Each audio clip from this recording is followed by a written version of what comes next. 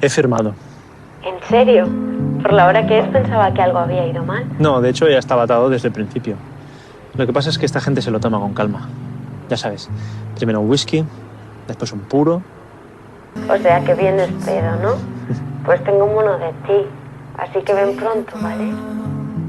¿Y no quieres saber cuánto voy a cobrar?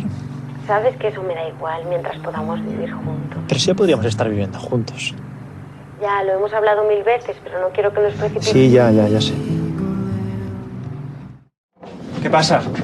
¿Es que no reconoces a uno de los tuyos o qué? ¿Cómo? ¿Cómo me has llamado? Los maricones, en una fosa común, ¿entiendes? Estáis frente a un alto mando, camaradas. Eso vas a tener que demostrarlo. ¿Y tú cuándo has visto a alguien de incógnito que lleve identificación?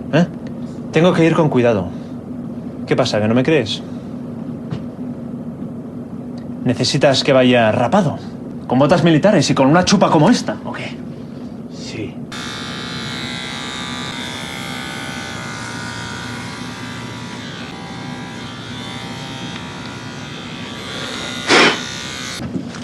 ¿Satisfecho? Tío, vamos a hacernos unas fotitos. ¿Cómo decías que te llamabas? Francisco. Ole, como Franco, qué de puta madre.